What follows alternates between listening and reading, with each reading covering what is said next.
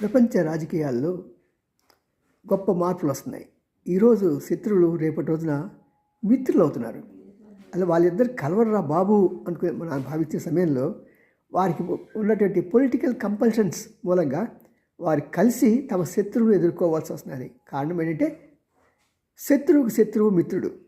రాజకీయాల్లో కానీ లేకుంటే ఈ యుద్ధాల్లో కానీ శత్రువుకు శత్రువుని చేరదీయటం అనేది సహజం. అలా సహజ పరిణామాల వలన ఒకరు చూసి ఒక గ్రూప్గా మారిపోతుంది ప్రపంచం మొత్తం కూడా. అమెరికాకు ఒక గ్రూప్ అయితే, రష్యాకు ఒక గ్రూప్ అయితే, యాంటీ చైనా అనేది మరో గ్రూపు. ఇలాగా రకరకాల గ్రూపులు కడుతున్నాయి. ఈ గ్రూపులు కూడా ఎంతకాలం వరకు ఉంటాయో చెప్పలేము. ఎందుకంటే ప్రతివాడు కూడా కంట్రీ ఫస్ట్ అనే ఫినామినలో ఉంటారు. మరి అలాంటి ఫినామినలో ఉన్నప్పుడు ఎవరితో పోట్లాడతారో, కొట్టుకుంటారో, సస్తారో తెలియదు. కాబట్టి చాలా క్లిష్టమైన సమయం.